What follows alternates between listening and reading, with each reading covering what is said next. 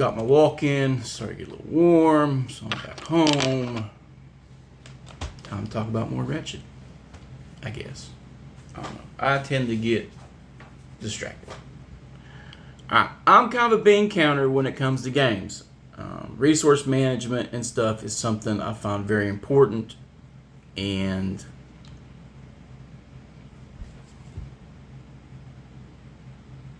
gold for XP has always been something I ran. Always. So having to deal with acquisition rules where you just roll whenever, and the roll is determined by your origin and certain perks or affected by drawbacks. So if you're like normal and you go baseline on your origin, which is random raw, I let people choose their origin, build their character. You want to be a destitute, or you want to be wealthy, or you want to come from the middle class. Those all affect bonuses to stat and or skills. All right. So there's a layer. It's like 1 through 6, destitute up to wealthy, and then there's subcategories that you would re-roll on, or I allow choose.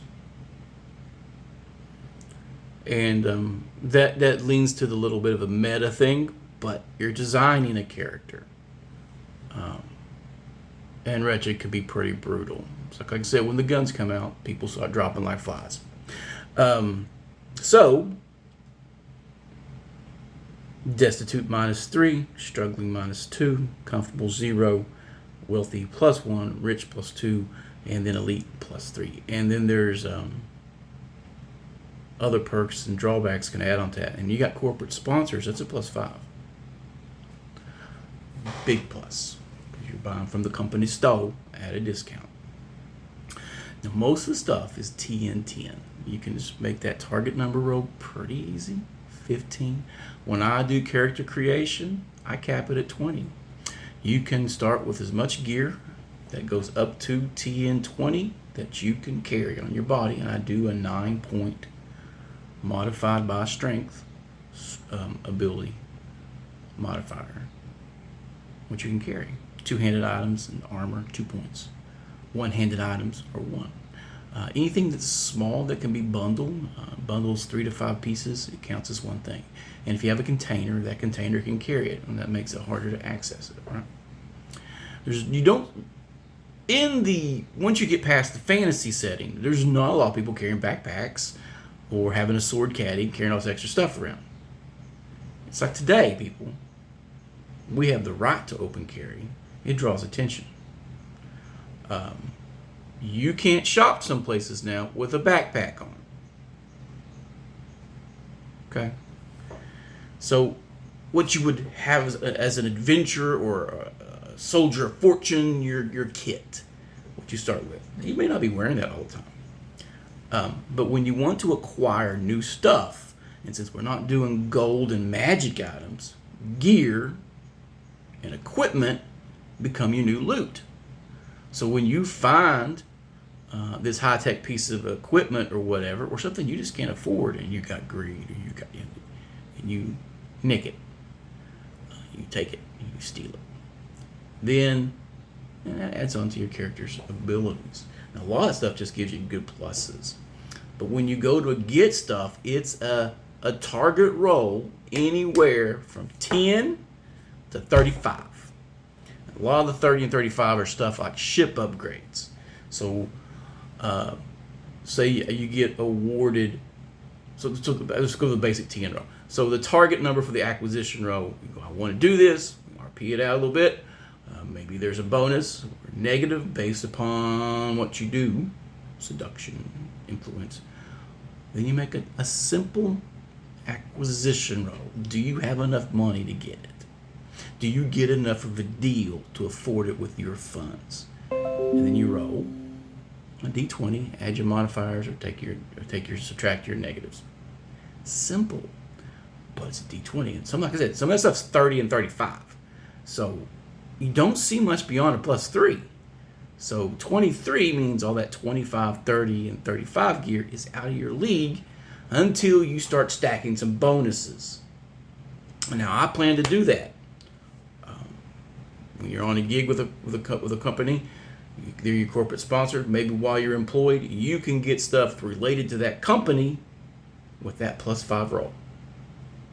But if that company's like Gene Tech or whatever, then it might be simply bottom modifications. So I don't take the time to gear up, jack me up. I'm going into the knife, guys. Or you're working with the Federation dealing with pirates. You have an opportunity to upgrade your vessel in their shipyards. And that's where that +5 roll will come in. While we're under contract, let's take care of this. Let's get that money, man. Let's get the gear. Our shields suck. We're going to get murdered. How come we didn't put weapons on our ship? We have to fight boarding pirates. I'm dying to do Clarice boarding action. Here comes a bunch of angry Clarice. They're pirates. Oh, we got a melee. We got a melee in our vessel. Yeah, and don't use any heavy weapons because you're going to blow a hole in the hull and out you go. Fun stuff. The stuff from the grittier TV shows of the sci-fi genre. That's what I'm focusing on. That's the goal, guys. But the TN roll is new for me. It's like you never really run out of money. I keep making different rolls. But if you fail a roll for something, I'm going to have to say, kind of like I do for open locks and stuff for my fantasy stuff. You don't get a roll on that until you gain a level. Until you acquire more funds. Or a set amount of time has come. I may have to pay more attention to timekeeping. I'm not doing 1-1. But fast and loose is my rule. But acquisition rolls, it's an interesting concept for people who don't want to track all the gold pieces. I get it. And where it's going to be digital currency and credits, you may get credits like cash. I don't see in the rim worlds in the outer rim. I guess cash would still be a physical thing, but in the core worlds, it's going to be digital. Some sort of digital print. Either maybe a card. Some security facilities are still going to use encrypted cards to access stuff, but for monetary reasons, I don't think it's really addressed. So, with me, it's going to be a scan. You have a piece of jewelry or something you wear, or you can have it implanted if you go full cyborg. I'm not want to wear it anymore. I don't want to worry about carrying it. It might get lost. It's a biometric plus digital interface for your credit, for your credits, and you make your acquisition roll. It's a very simple system. It has merit. It's something different for someone like me who's a gold piece guy. Gold piece for XP. You get XP for your actions completely and in Wretched, so it's going to be a different change. I'll go over that next, over that, and we'll go over the funny stuff that is going to immediately turn off some people. But rules of acquisition: you simply roll a d20 and add your acquisition bonus or any other modifiers versus the target number. What you're doing. Now, I've already made a modification house ruling. We haven't started. One of the guys has got direct jack cybernetics, and he can plug into his gun, and he gets a +2 bonus. I thought it was a neat one. It's cheaper than the, and that would stack with the targeting software. He can get more target software and stack more on that for bigger pluses. So as long as he's plugged into a special gun, which I made a +5 TN, and he went low tech machine pistol with that modification. So a machine pistol with a jacks into his head, and it helps him react and shoot faster. Probably isn't even pulling the trigger. Just thinking about it. Makes sense. It's high tech. It's futuristic. And I made it handy. For those who know, it's a handy-tandy machine pistol. Only the people long in the tooth, Gen X and back, are going to get that. Okay? But acquisition rolls. It's something you may have a little trouble getting used to with the Wretched system, but it's easy once you use it a couple times. It's simple. Talk to you later, y'all.